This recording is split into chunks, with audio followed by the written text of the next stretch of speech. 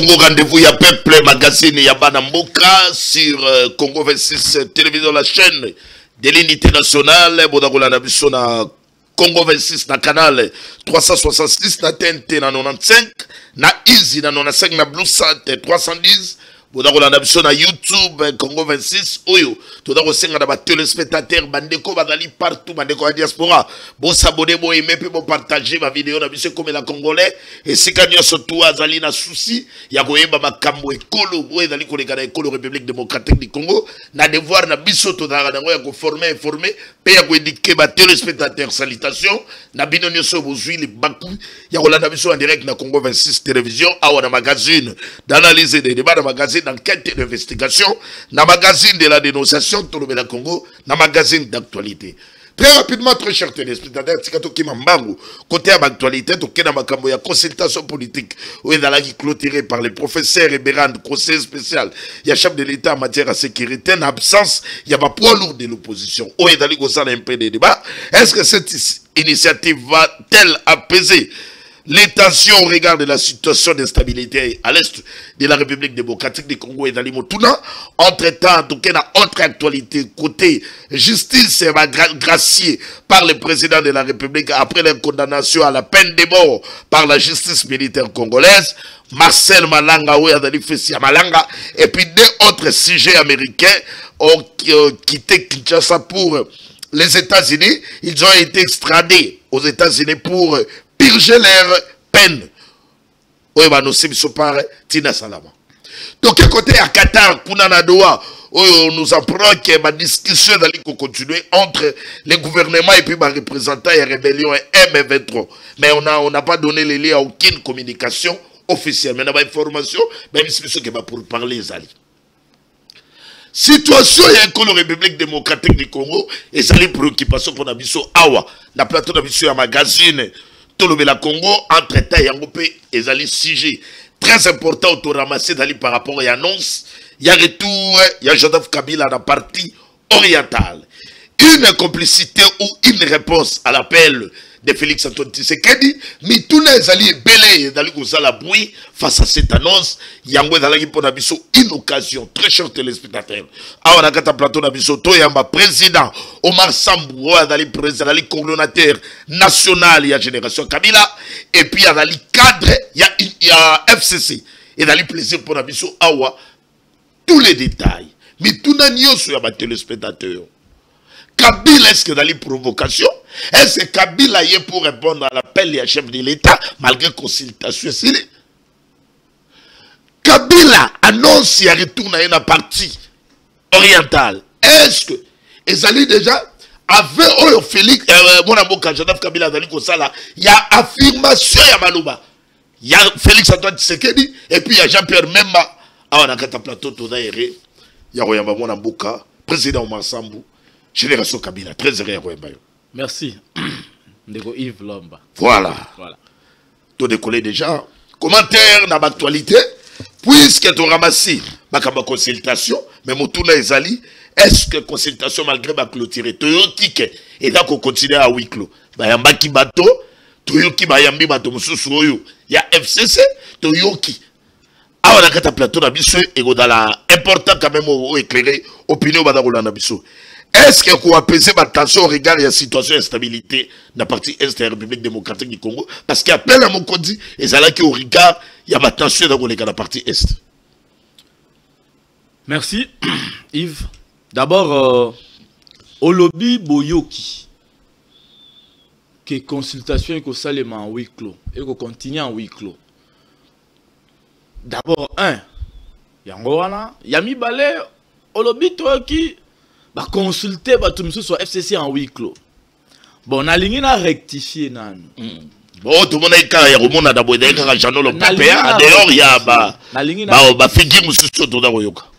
Na ligné à l'anonymat. Parce que vous parlez du FCC. OK.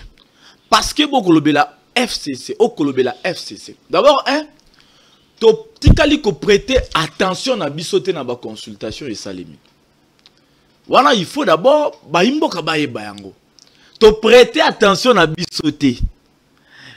Kaka ndenge to refusaki, to boyaki ko participer parce que tout le monde cadre est propice et puis makambo et kotambola na lolenge sengela mité donc to chaki pe zolo na bisote misute kuna donc il faut déjà mettre le FCC musika makambo donc ce bato ba kei koto considérer bango ba débaucher bango nazo répondre yo ndeko Yves d'abord un FCC to tikali kocha zolo na bisote to tikali ko la concerné na consultation wana union sacrée à consulter union sacrée nini obomoni comme faille na consultation wana oui na ba consultation wana union sacrée à consulter ba union sacrée et la faille ou bien binonde bobo il répondre d'appel à moko est-ce que ozo comprendre nazo peso réponse na ebisio que biso to refusa qui ko participer ba union so ba participer ba li ba to union sacrée donc awa so que au lobby haute consultation ils ont continué en huis clos to ki ba to FCC bon ozo le la FCC ozo le la union sacrée parce que batu nyonso o baza consulter wana ba vidéo tout le monde ça ba union sacrée même na janolo batu nyonso wana za union sacrée soko zana balati fichier FCC na lobby union na lobby consultation wana l'union sacrée a consulté l'union sacrée. Vous comprenez de quoi je parle? Donc batu nyonso o yo monaki ba kenda ki baza bato union sacrée. Et quoi appeler tension? Alors le quoi ba sali et loko na bango na ndenge na bango, donc il ne faut pas nous mêler dans ça. Le quoi la yo zolo balanga ke no boyoki en huis clos bon. Le quoi les en huis clos. Mieux vaut ta muto comme on a bilili. To biso to yoka ke za na batu ya FCC proprement par là batu ya FCC. Oh baza consulter en huis clos. En ce moment là na oyeba ko pe so réponse. Le quoi la nanu qu'on doit reconnaître reconnaître mutu morote à FCC ou à consulter mais bah oh nyo soyo moni wana et c'est union sacrée donc ce n'est même pas un débat où biso to bando landela maramba tout ça etc. On a refusé, on a laissé que union sacrée à consulter union sacrée toute une initiative et qu'on apaiser ma tension au regard de la situation d'insécurité dans est consultation mais comme résultat mais ndeko Yves oyebi liseso elobaka que ce qui commence bien finit bien. Ce qui commence mal finit mal. Mais est-ce que nanou ba consultation wana ba y opposition minene oyo yebi o bazana capacité o bazana mayele o bazana makoki ya ko pesa makanisi pour na ko répondre pour na ko apporter solution. Est-ce que ba lobby? Est-ce que ba participer? Non. Donc ça, ce n'est même pas un truc qu'il faut croire à ça. Très bien. Puisque comme nous sommes en direct na Congo 26 télévision de côté social, très chers téléspectateurs. Situation Yamboula et Betaki inondation et Salemi. Tout le monde va fort, il y a gouvernement, engagement à côté Rukende, quoi système à sinistré. Entre temps, tout le monde est fondation. Il y a Maman Denise Diakerouti Sekedi, Kukende Kopé Savali. Maman Olive Lembe, oh, tu es bien.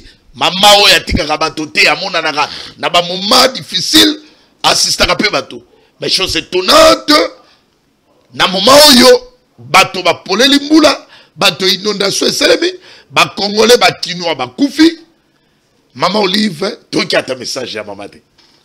Maman dans la kanda contre ba kinois, qu'est-ce qui ne va pas tout d'abord yoka maman ces derniers temps? Mais bravo, tout le monde a dit, maman Denise, Diakero, à Kenaki quand même, qu'on assistait, bas sinistré, tout le monde va mettre yaki wana, pour assister, bas sinistré. Merci beaucoup, na œuvre caritative, ya maman Denise Diakero. Mais côté à maman Olive, maman Warou, qu'est-ce qui ne va pas, toujours qu'à maman silence pendant ces derniers temps? Merci Yves. Nakoyebi so eloko moko. Balobaka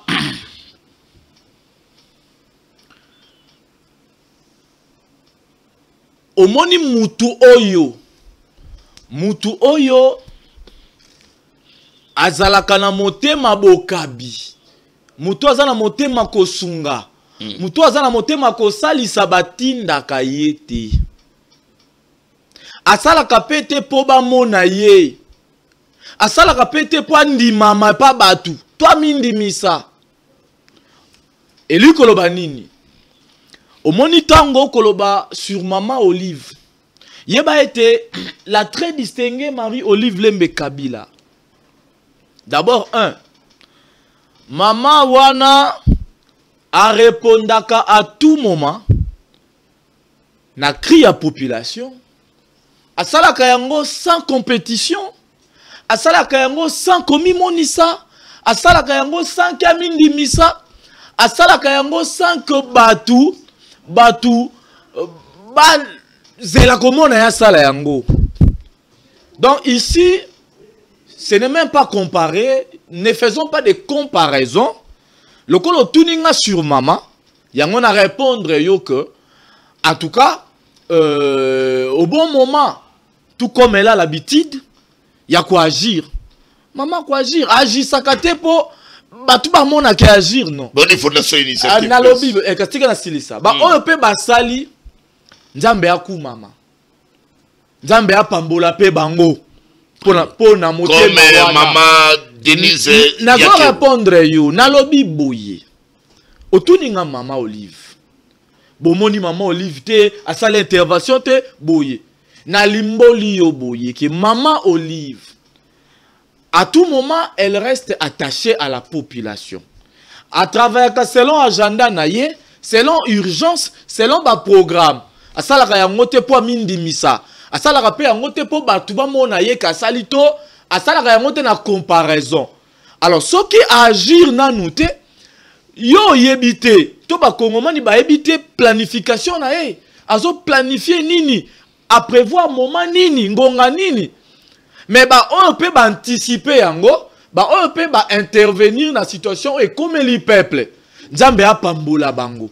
Nzambe amona pe bango na bola muwana. Yangwana ndenga na koki ko pesa yo comme réponse. Mais pour na maman, oebike à tout moment. Asalaka yango, azalaka a répondaka, akenda tina bazona conflit pour na kokuta na population tout ça. Asalaka yango te po ba mona ye to po na nini non, compétition pété. Donc toko ti sa polémique te, toko ti sa comparaison te parce que l'autre asalaki un tel pe fois ça la te. Moto la moto ko sala na ngonga na ye na tango na ye na agenda na ye, mais ya malamu eli que ba ko intervenir na urgence oyo comme li population et que nzambe ya mona bango nyonso. Merci. Apambola bango. Merci président Omar.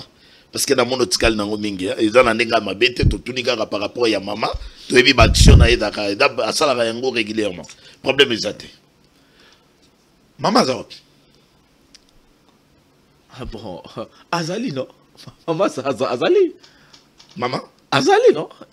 Oza posto ye pas azali. Oui, ça mabete. Mazali, quand on a plus de réponse à ça. Na Kinshasa, to na Congo. Elle est tout le temps en mouvement, elle travaille pour le compte de l'initiative plus à Kangaka Mabo côté. Azo travailler à tout moment, azana ba partenaire na ye, azana ba collaborateur na ye, à tout moment ba ko réfléchir sur ba objectif ya initiative plus. Ouais, parce que maman tout le monde qui est na moi tata mo boyo maman ba réaction, non, elle agit tout le monde vraiment maman dans le bas. Azamutu elle agit selon son agenda. Et tango akomona ete ngonga loba asala action asala nini akosala elle est libre et puis asa l'aise akosala yango calmement bako tindika yete que sala non. Voilà. Très bien. Puisque tout d'abord na makambo ya actualité. OK, côté justice, bon quand d'abord a fait examen Tshisekedi après condamnation, il y a bato ba gine ko sala coup d'état. Tout le monde Mboka, Félix Antoine Tshisekedi, na ordonnance na ye, agracier batoa na oliba kento kene na peine de mort, o tokuma kubanga, surtout mikolo peine de mort, et donc ça Tshisekedi na se, oyo karandengo na yo ya obodanga na NFCC, Constant Mutamba, ye motalobela ngo mingi. Mais peine na bango a memi yango ke na peine de mort, ke na ngona peine moko capitale, et puis batongo ba extrader bango pour ba kene ko sala prison na bango na États-Unis. oyambi yango ndenge nini rapidement après to ko vanda na sujet phare ou ko permettre biso pour que tokota siko totia mayele ba congolais ba kolanda biso. Bon, merci Yves. Je crois que d'abord extrader Bango, dès lors qu'il y a une coopération, ok, entre nous et les États-Unis, je crois que processus d'extradiction pour naba étranger ou bazali jugé coupable à Wanamboka Nabiso pour que qui ne copie peine na bango libanda. Bon, juridiquement parlant, je crois que c'est tout à fait normal. Ok. Voilà, juridiquement parlant, c'est tout à fait normal s'il y a une coopération ils allaient bien contrôler, bien gérer.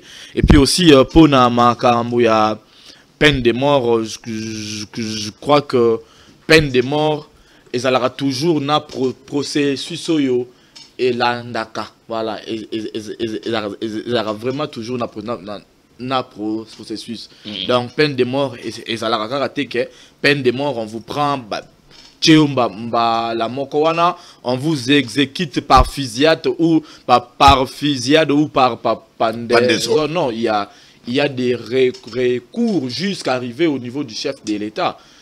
Voilà, alors l'obtention d'une grâce présidentielle peut faire en sorte que peine de mort à la comité na peine à perpétuité ou prison à vie. Donc, je crois que juridiquement parlant, c'est ça. Mais ce qui est plus important, c'est que si cette affaire était vraiment une affaire vraiment saillante, qui a touché vraiment la res publique, il faut tout le monde continuité, il y a dossier wana toye basuite nango jusqu'à la fin, dès lors qu'il y a encore des Congolais qui sont encore arrêtés dans ça. Donc, on doit vraiment aller jusqu'à la fin avec ça. Donc, je crois que c'est ça. Très bien. Nous sommes en direct dans Congo 26 télévision, très chers téléspectateurs. Les Congolais vont besoin de réaction parce que le numéro est affiché dans vos postes téléviseurs. Vous avez l'important, on a un plateau de réaction, comme d'habitude, de bons abonnés à la chaîne na Congo 26 télévision. Vous s'abonner et puis vous aimer, vous partager pour que les Congolais nyonso et si vous allez informer au quotidien, aïe ba makambo ndenge ndali kotambola na kati ya mboka na ekolo République démocratique du Congo. Président Omar Sambu.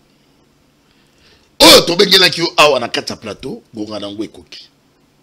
Soki ko senga o mila mai, mili mo mai pour na ko kitsa attention. Parce que dans la question, on a la réaction à bateau. Bateau Moussou s'attaque directement. Nabino bateau FCC. Bateau Moussou peut pas congolais, Moussou bateau ko beta maboko. Bon, nous sommes dans un état de droit. Mais où est d'aller important? À travers analyse au yoko sala et permettre à l'économie sur la congolais va l'édifier et puis davantage va l'éclairer par rapport à la situation en boka parce que c'est une situation où est d'aller préoccupante où est d'aller déranger les congolais. Si j'ai y a magazine à biso ya lelo mona mboka et d'aller makambo ya retour ya Joseph Kabila. Oyo biso nyonso tout le monde qui a annoncé dans Jeune Afrique. Après annonce, il y a retour, il y a Joseph Kabila.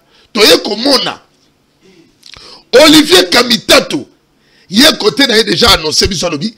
Retour il y a Kabila annonce basali biso. Kabila kokota nanzela il y a Goma. Or dans Jeune Afrique, balobela qui na partie orientale. Toye kolanda Pero Luwara. Malgré que moi, il était journaliste, il est côté naïe a confirmé encore Kabila a kokota na nenge ya Goma. Soto lobaki awa tikato bengana no bino ba kabiliste. Poto mekakozwa éclairage par rapport à cette annonce. Annonce ya retour ya Kabila. Et ça li annonce de paix ou bien une annonce de trahison. Et dans l'affirmation dans ma qualification, Oyo, prédécesseur naïe, à l'embakate Koluba, que M23, l'Est du fleuve Congo, c'est Kabila.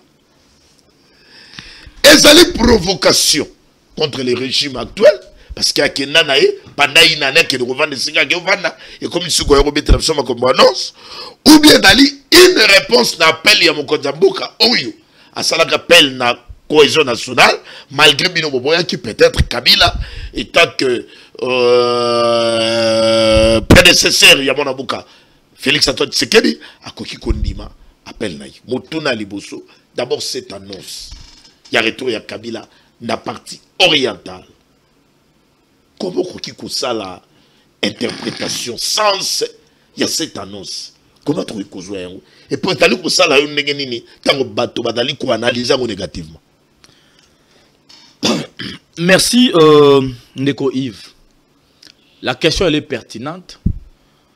Et c'est une abisso le rôle à motuna ezana motuya mingi tika to pesa biyano pe. Allez-y. Ah on a tiré la liberté région et demi sortir la photo ya Kabila de quoi ça la rapenda wa il faut que les téléspectateurs ba compte vraiment l'ambiance ya magazine to le bela ko. Toke ndeko. Ndeko Yves lelo ekosala biso pasi ndenge batu bako interpréter message wana mabe.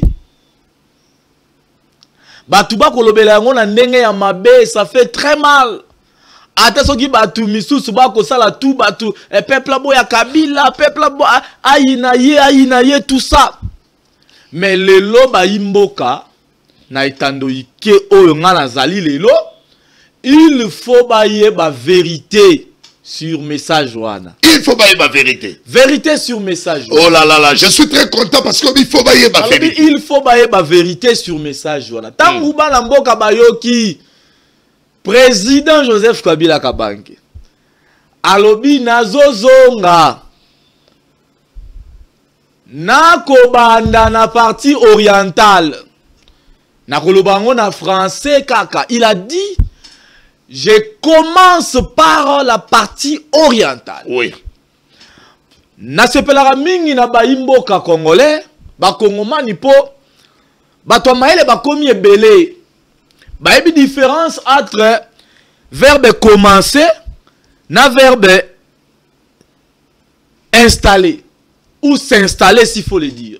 Tangu mwana mboka Joseph Kabila Kabange alobi nazozonga na Congo, na koya Nako banda na partie orientale. Il a dit je commence à la partie orientale. Yango li koloba ete ako s'installer définitivement te na partie orientale. Ako tika la wana te libela na libela po asala makabuna yekuna. Aso bandani. Oui, todo kele balende. Non parce que lobi balobi adoko banda na partie orientale. Oui. Azo banda koya. Azo banda koya na partie orientale. Et lui koloba boye. Ako ça dit partie orientale. Ezali vaste. Mais opposé ngate tika ba kongo président Omar Sambo. Obi kayo mo koloba ki koloba vérité. Nazo loba wa kasi tika te. Tangu président Kabila koloba nazo ya nako banda na partie orientale. D'abord je suis en train de nuancer. Ouais. Bana mboka basimba ete ezate ndenge bakoyebisa bango ke Kabila alinga ke kovanda kuna quand bien même la constitution et poneli mutu place à kovanda te ada libre dès lors que za na Congo à kovanda partout président Songano no bandi koya odokene bien koya omoni koya koya batuma olanda biso belé peuple alinga yeba po bango kosa peuple. Mwana mboka kozonga alobi nazo banda na partie orientale et lui koloba oui. Après partie orientale ako kende pe ba place mususu ako ya pe na Kisasa il est libre mais a préféré abanda na partie orientale. Question oyo il faut ba ikongomani ba mi tourner ezali boye. Oui. Pourquoi aponi abanda na partie orientale? Très bien. Parce que bele ba koloba mais kingakati na ezawa Kashamata na ezawa mais pour nya bandi na partie orientale. Kobimana ye balobela ki ngo bibi na clandestinité. Kobimana ye lobama ki na makamebele DG mayebite. Mais kozonga na ye aponi na partie orientale. Tant on a ko répondre peuple koko tsarabiloko oyo kabuya lobaka te parce que ah na ko répondre peuple, il y a quand même du sérieux. Il y a du sérieux. Ne mélangez pas avec ce que Kabouya avait dit. Président Bello Nalobi Boye. Président Massabo. Nalobi Boye. Oh là là là là. Et comme même président s'il vous plaît. Alors tika na parole. Pour Olingo Kotisa na et ya nona pesa Olingo Kotisa makambo Kabouya aloba. On a longoli ya Kabouya. Longoli yango parce que aucun discours sérieux au déjà bima na monoko ya Kabouya alobi boye batu ba consommer yango. Donc ça dit ne mélangeons pas des choses. Naza ko répondre awa. La question majeure oh ba imboka fo ba mi tous les alliés. Pourquoi le président Kabila a lobby à Kobanda na partie orientale? Ok, ok. Ezali parce que Alinga passé message Koyana na partie orientale. Kolobana ekena Kobanda partie orientale, c'est tout un message. Oyo, soki ba limbo leli ba yi kongomanité, batu ba kokota na poto. Eli koloba boye. Le Congo restera un et indivisible. Voilà le message de Kabila. Aïe aïe aïe aïe aïe. Répondre yo. Peut réponse. Tika ba Congo kubalanda. Tangu président Kabila a lobby etena kozonga na mboka nanga. Mais nazo banda na partie orientale. D'abord message oya lié alingi ape sana phrase wana. Ezak Alinga la kisana bana mboka que le Congo restera un et indivisible. Mais pourquoi? Oui. Parce que la partie orientale est divisée en deux. Cela veut dire quoi? Oui. Il y a une zone occupée par les rebelles, une autre zone non occupée. Alors, les loyaux, tangu batuba koloba, mboka eza menacé, Kabila koloba te.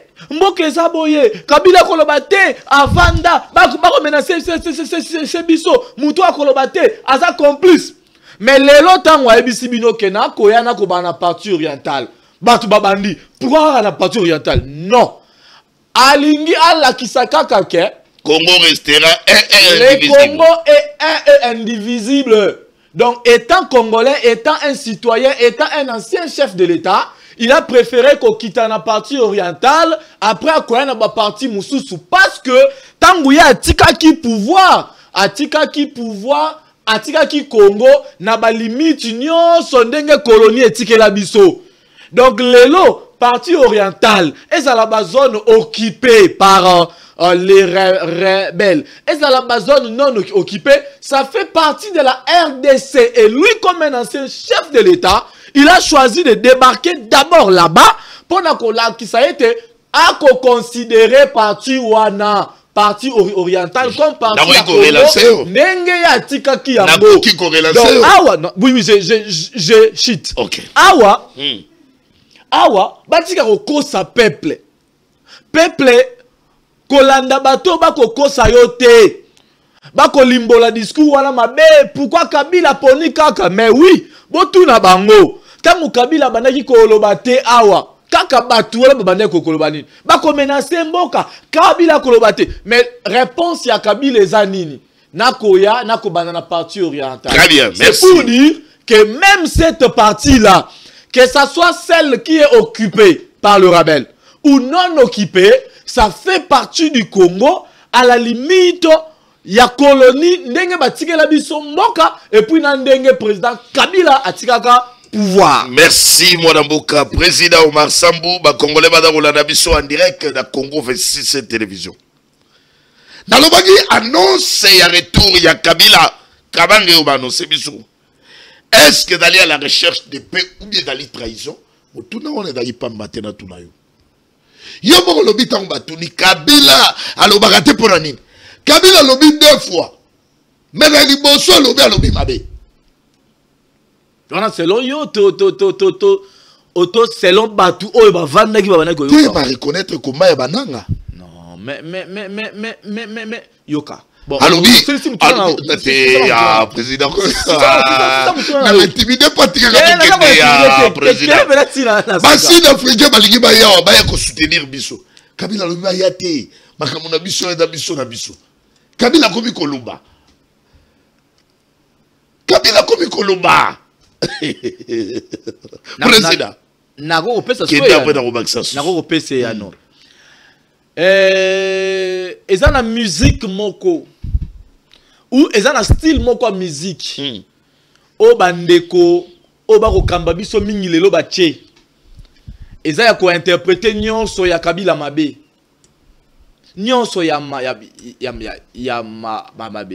koloba ya kabila ya liboso oui etika kozala jamais mabe te par rapport tikanga na loba te na ko sala débat te j'ai comme l'impression que j'ai fait un débat maintenant celui de éclairer mais oui mais celui de éclairer le président to tiki bango na molini non tikanga na pesa répondre à la claire tangu président Kabila lobby que problème ya Congo ba congolais kaka nde bako trouver solution nango ya mabe eza wapi ya mabe ezali wapi tango lobby que ole ya kotinda ba soda tout ça ba kende ko bundaka kuna il serait mieux ya ko exploiter ba piste ya solution mususu alobi mabe wapi komba ya bananga lobaki ngo da oui tokei tikanga na zali kokina eli koloba ete discours na ye ya liboso na ya mibale ezalaki ba discours oyo ekoprone pe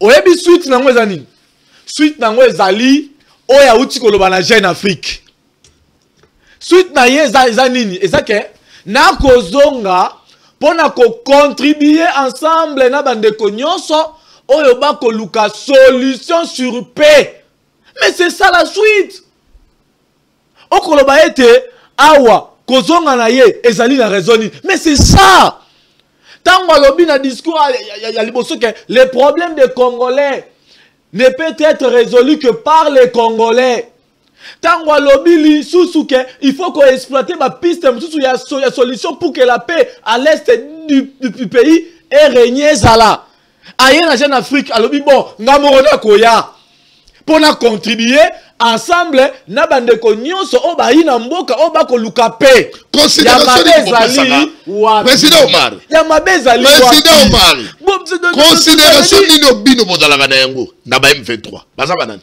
pona bino non mais écoutez ndeko Yves ba congolais ba ndeko Yves ou bien vous considérez ba terroriste omoni mutuna wana oui na ko sepelo tuna yango bato ba loja ba M23 14 mois kutuna ngonga te tuna yango bato bayamba ba M23 14 mais ba bengi bango ba terroriste mais ba bengi bango lelo ba terroriste et nous considérons aussi que ce sont des rebelles c'est clair mais na lobby na yo ça dit la quintessence de cette question là oui ya Kabila benga ba terroriste na lobby boye tango zalaka au pouvoir na lobby boye mais ozo tuna ngala ko pese ya no ndeko Yves na lobby boye mutuna wana et ozamala mutuna ngo bato ba loja bango 14 mois awa nakata kisasa bato ba benga bango awa bato ba vanta bango awa tuna bango parce que na lobby boye je suis mal placé pourquoi parce que Kabila silisaka ba M23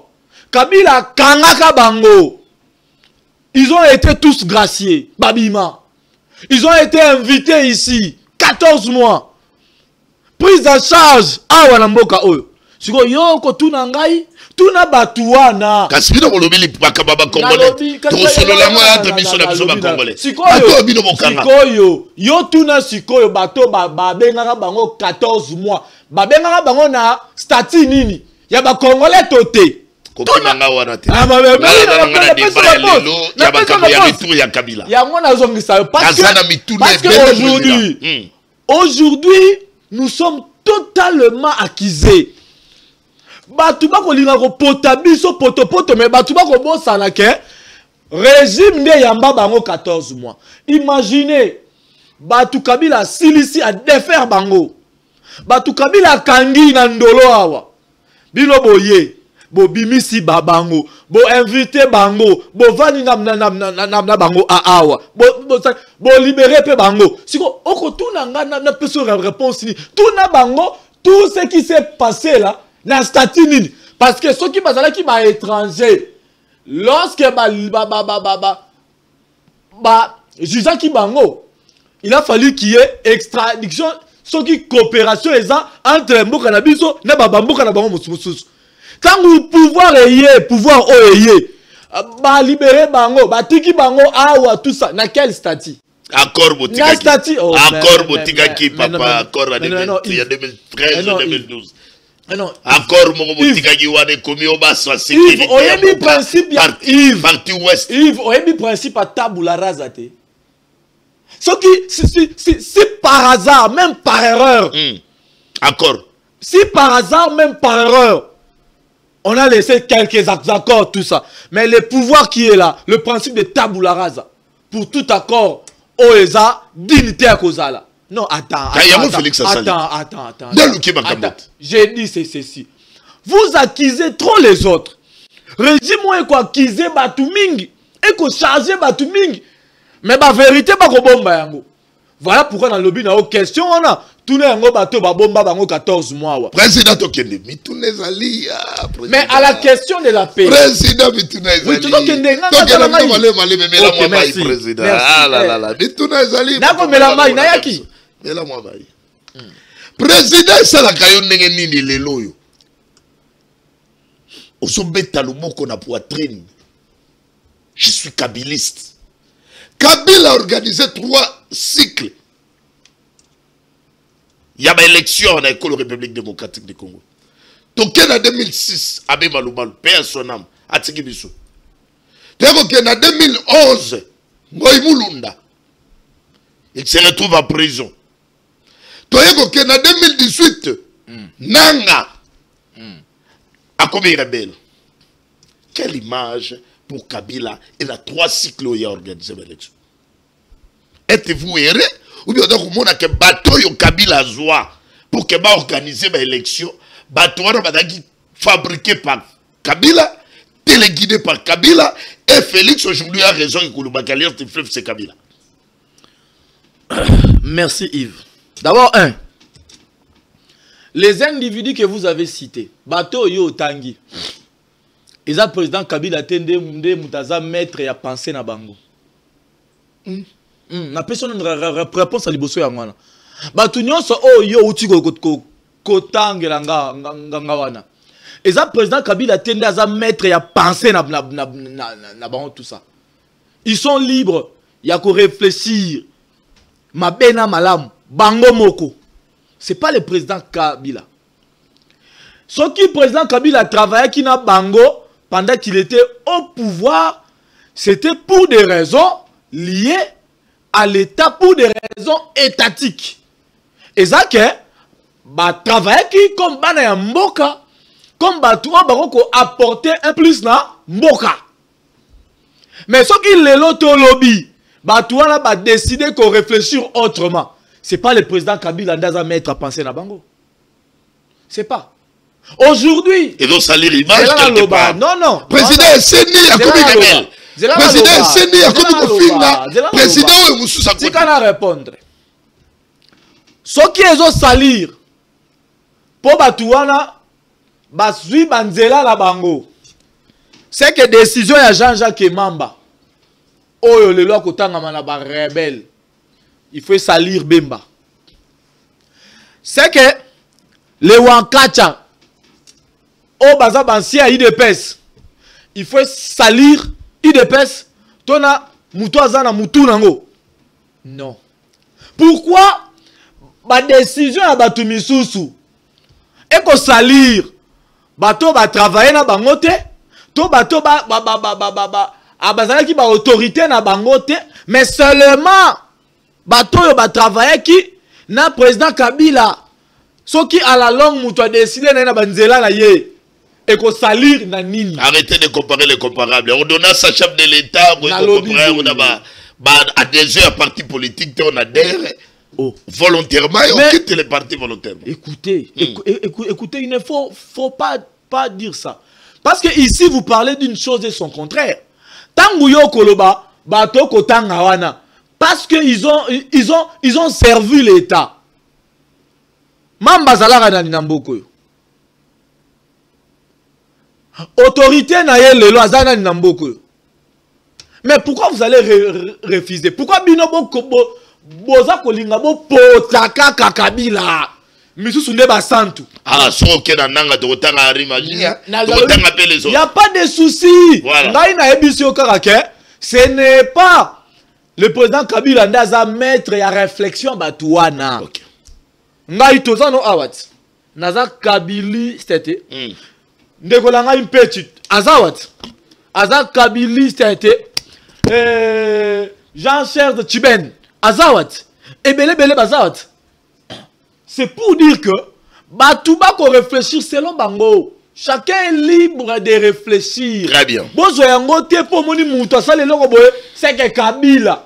Lelo Bokoloba, Henri Magie. Parce que Henri Magie, il était l'un des cadres influents. Et bon, bazala qui va influent, non influent dans parti Moussous. On peut le loba bunginzela. Très bien. Okay. Donc, peuple, il faut comprendre que Moutounio so ali libre. Ya go ponanzela ya mabeto ya to ya malamu et puis ali libre à retirer ma conséquence. Merci président. Ce n'est pas que parce qu'il était avec le président Kabila, parce qu'il était quelque part et lui Kabila Merci président. Ce qui toque na anglais wana c'est que biso nyoso frère sali, biso tout sauf personne. Très bien. Ce qui toque na anglais wana c'est que biso tout Tokon lobela sou mboko te. Mais là my président. Oui, bien kena pour nani. Pour avant moni makambo ya partie orientale ya lisikité. Parce que tant on a contacté yango moni ne. Elle a répondu yango. Oh, c'est la tête. Tu m'as vu partie orientale. Moi je suis venu plus. Je suis venu plus pour éclairer le peuple. Parce que naïbité ce qu'il faut to banda kotala ça. Parce que na évité ce qu'il faut to banda repère sa cours à géographie pour la expliquer partie orientale ou soit c'est le concept oriental ne que soit batumutu non Théo expliquer déjà bien expliquer merci quand on a olinga mingi na régie puisque dans ma partie orientale ou tcheo tchenga pour voir dans ma kambu ya attaque action réaction donc que na robo na rotika da na rotika den débat allez tomber là c'est pas un débat c'est pas quand même un débat mais na relancer c'est pas un débat ah il faut permettre relancer moi mais je ne peux pas un débat OK pas de problème kaboli biso na papa ba comment va l'éclairer oui dans les sécurité to dans le bela Congo so imoko keinga na okoma Rwanda na saka na mboka moko président Omar Samb. Donc on a tout dit au makambo ya partie orientale, ou expliquer bien. Partie orientale est dans l'Imibali. Moussoussou est dans non occupé, Moussoussou est dans occupé par rebelles, par terroristes. Yomokondo le bien. Chose étonnante. Le message à Kabila est dans pour la unité. Donc annonce na yo na jeune Afrique wana na partie orientale, malgré président Tchenda Tete, mais on le bien pour la unité. Annonce au peuple à Zakuzela, au peuple à aïe aïe aïe. Kabila. Ah là. Université Carré Koufi hein. Non mais parce que l'intérêt, parce qu'il y a péril en demain. Ah oui. Péril à la demain, voilà. Très bien. Il a même amené sur l'université Carré Koufi. Maintenant, toi quoi Olivier Kamitato. Habité Kabila. Parti oriental wana na Goma. Sika Kabila Wokota. Toye koyoka Pierre Louara. À réfléchir à lui. Pierre Louara a raté. Surtout l'information est allée bato mananga ba Kabila sera pesi yango et ça okene à peu près net. Alors oui, Kabila Wokota na Goma. Awa pe na République démocratique du Congo. Ba député banani ba peut qu'on réfléchir. Comment déjà Makambango et Kozala. Mais tout ça dans nos côtés Nabino. Admettons que Kabila côté na Goma. Quelle image on va donner à Kabila? Il est avec. Ça va confirmer davantage les propos et régime au Balobaré Kabila. Azana Sima, il y a M23. Ou bien, et ça va pour les raisons des pays. Soit qui a côté na Goma. Merci Yves. Goma est sous-occupé. Merci Yves. Pour yo qui ne Goma te. Merci. Soko kei ba ko kangayo. Merci Yves. Ah. Merci Yves. Quelle image supposons. Oui. N'a apprécié. Oui. Parce que le chef n'a pas précisé. Très bien. Il y a le biga partie orientale.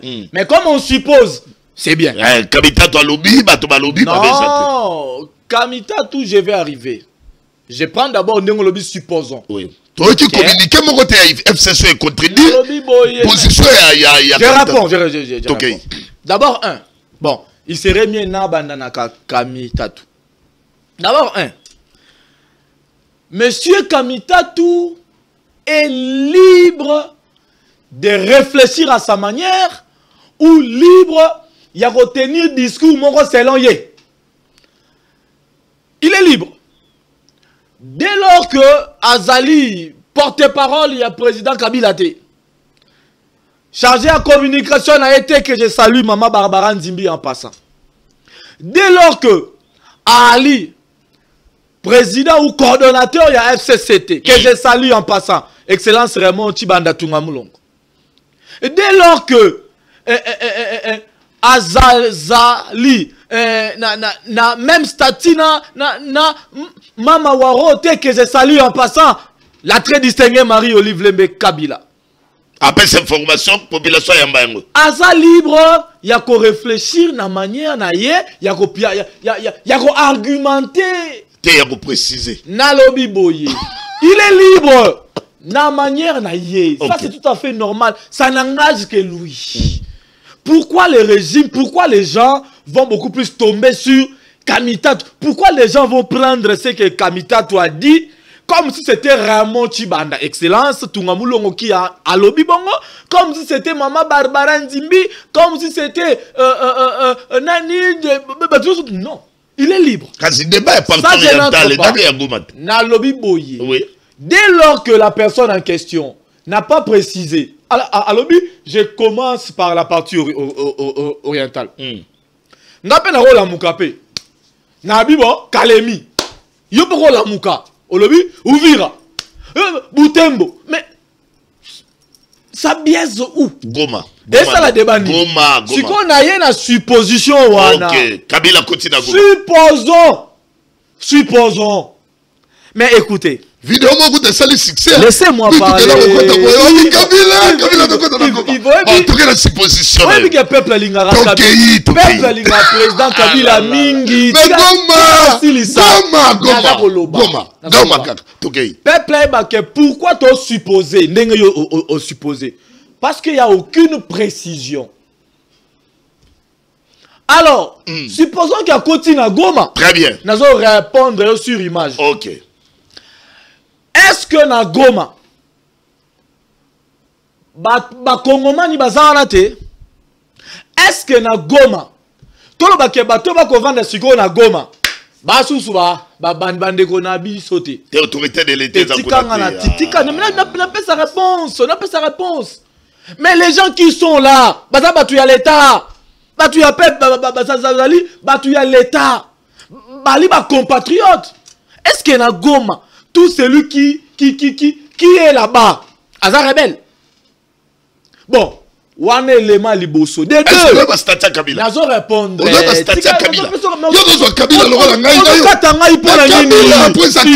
J'ai comme l'impression de faire un débat. Ok, l'article 30, il y a beaucoup de gens qui ont dit que c'est Koloba. Moutoumorote à cause de la contrée. Soit il y a Roboyako zonga na mboka, soit il y a Roboyako pona place, soit il y a pona résidence, toli habitation, oye à se plaindre. Tout le monde est libre. Kabila comme un bon citoyen. Okay. Si on suppose que demain il débarque à Goma, c'est un Congolais. Laissez-moi d'abord finir. Ceux qui sont là sont des Congolais. Ba compatriotes bazawana. Et puis Goma est dans le Congo. Bolingi président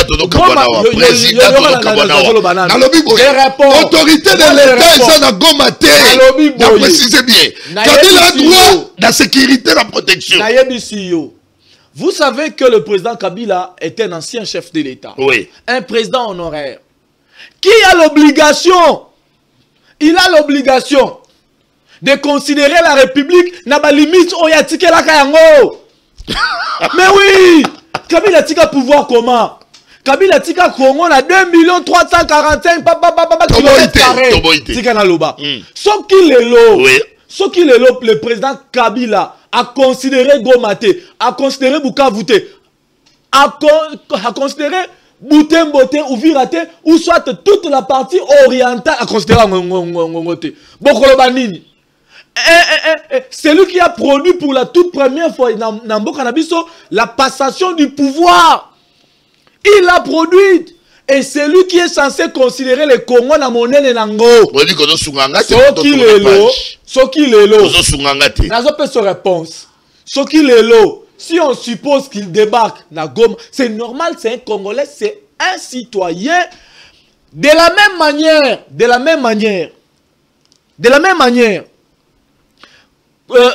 Kondo Etienne Tshisekedi a débarqué à Kisangani lorsque Kisangani était occupé par la rébellion du RCD à Kitawana. Et puis ça reste à Tianan. A comment rebelle T. Est-ce que boya kaya akumakuna donc lelo yotonga to bande kono sa régie awa to débarquer la partie orientale souté. Merci, Président. Vous voulez nous dire que cette partie n'est plus congolaise? Merci, Président. Non. La partie orientale, elle est congolaise. Peu importe la zone, occupée ou pas, ça fait partie de la République. Merci. Et tout Congolais a l'obligation, a le droit de débarquer dans les 4 coins du pays. Sans exception. Aidez-moi à relancer. Relancer. Voilà, merci beaucoup. On est si on est mboka Kabila wotambola partout. Muta kopekisa azate. Mais Kabila constitution et ça ko batela yi. Na statut na le l'ancien président. Asa na ba privilège, asa na droit à sécurité, à protection. Kabila qui est de côté ba terroriste ba supposons à côté Kabila koti kuna. Badan ba ko sécuriser. Nego Yves. Les terroristes vont reconnaître protection de la sécurité à ce président. Nego Yves.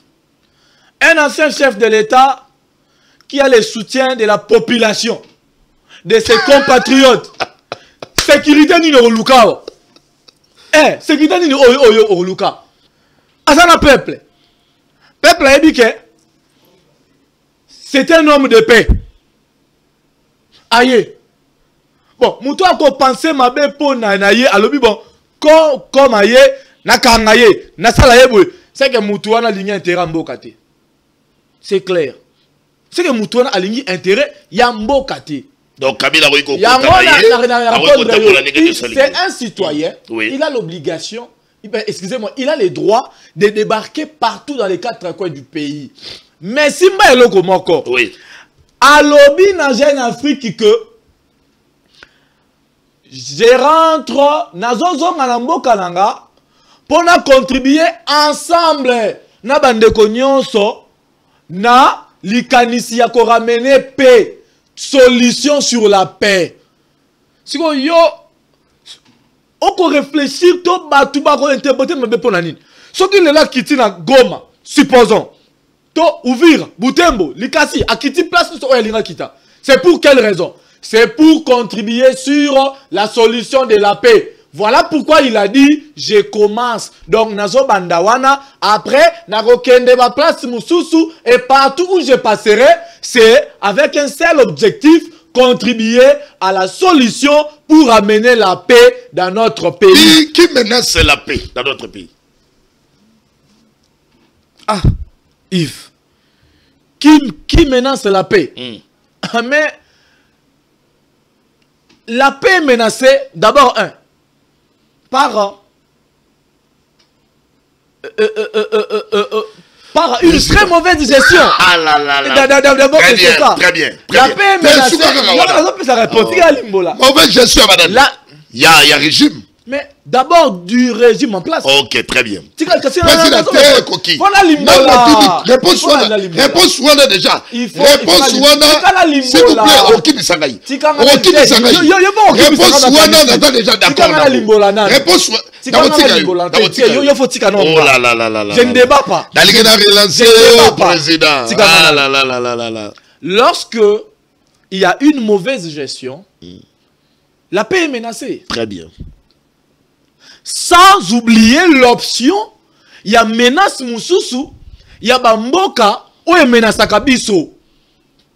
J'ai répondu d'abord sur le plan de la gestion.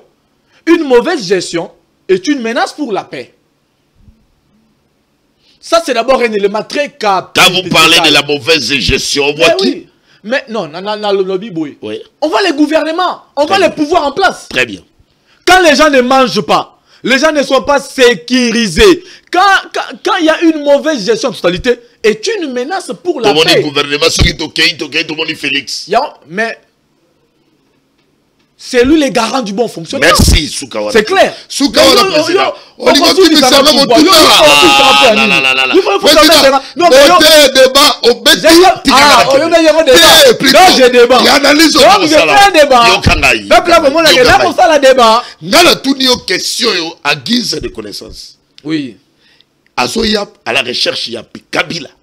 Azoya pour la paix. Contribuer. Juste. Oui. Au lieu, supposons il y a une supposition de Gocha. Abadabuna na Goma. Pourquoi pas? Pour la bino, nous avons eu menacé paix et dans Félix. Pourquoi pas dans Félix? Nalobi boye. Il ne faut pas dire ce que moi je n'ai pas dit. Oh là là. Nalobi boye. Les lois de ma tata. Oui, j'ai commencé par vous répondre. Non. Nakolinga peuple limbola bien. Otuninga nanya ko menacer paix. Na répondre na ba angle mi balé. Je dis d'abord, une mauvaise gestion est une menace pour la paix. Très bien. Une mauvaise gestion est une menace pour la paix. Au sens large. Parce que tant que tu vas relier, comme Koulouna, n'est-ce pas? N'est-ce pas? N'est-ce pas? C'est la menace pour la paix. Vrai ou faux? Vrai. Donc, une mauvaise gestion est une menace pour la paix. Alors, qui dit gestion étatique, dit les personnes qui l'assument en fait. Donc, la gestion étatique, ezali na mutu yangate, na mutu yayote, ezali na mutu yabayi, o bako kamba. C'est ça. Deuxième aspect, qui menace la paix congolaise est aussi menacée par le pays Oyo, babundisaka biso depuis très longtemps. Donc, tozana on a binemi mi balé. Très bien. Tozana, ennemi ya liboso, c'est la mauvaise gestion qui est aussi une menace pour la paix. Voilà. Ennemi ya mi balé, c'est le pays Oyo et bundisaka biso entre autres ba Rwandais. Au moteur dans le retour ya paix. Dans ma démarche naï. Arobana liboso wapi. La kisanga article Oyo précisé place Oyo il faut banda. Mutoyo alobi, je viens pour contribuer à la recherche de la solution de la paix. Article parce que le Congo est un état régi de textes de loi. S'il vous plaît, n'agissons pas par analogie. Le Congo est un état démocratiquement parlant régi par des textes et des lois. Donc il faut tous se référer à des textes et à des lois mboka na biso. La kisangai place oyo ba lobby était toute personne oyo azolinga contribuer à la recherche ya paix. Il faut bandaka na matete. Pacte social. Il faut bandaka na lemba. Démarche ya basango bino boda ko soutenir. La kisangai texte nino et pesi bango pouvoir pour basala ba démarche wana. Attention. Bali na texte o pesi bango pouvoir te. Lorsqu'ils sont allés voir le chef de l'État, c'est là qu'ils ont répondre. Les garants de la nation. C'est ce que Kabila devrait faire. D'abord, l'Église a toujours milité pour l'intérêt du peuple. Sans pour autant avoir injonction à gauche ou à droite. D'abord, c'est ça. Mais pourquoi les prêtres sont allés voir le chef de l'État? Parce que selon le calendrier Nabango, ils avaient prévu de commencer là-bas. Ils sont libres. Ça relève de leur conviction. Mais il n'y a aucun texte ou aucune loi qui précise qu'il faut bandara en place tel. Mais bango tango étaler des marches na bango. Ba monique bon comme nous sommes à Kinshasa, hein? To bandana nous place voilà, bon to ke na place mususu. Ils sont allés même à Goma. Est-ce qu'ils sont devenus des rebelles? Parce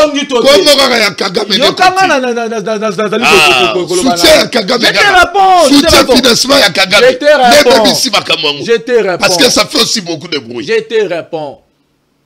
Je te réponds. Monsieur Eric Senga, si je n'ai pas massacré son nom, je crois qu'il a répondu valablement. Il a répondu. Sur question, il y a soutien. Voilà. Je ne suis pas porte-parole Nabango avec tous les détails pour préciser, mais il a déjà répondu. Donc, ça dit, d'après ce qu'il a dit, il n'y a aucun soutien du Rwanda. Ça, c'est juste pour salir leur démarche. Je crois que c'est ça. Vous avez un plan contre les régimes FCC. Le FCC a toujours été respectueux des textes. Tout comme notre autorité morale, les Raïs, Joseph Kabila Kabange, a toujours été respectueux des textes.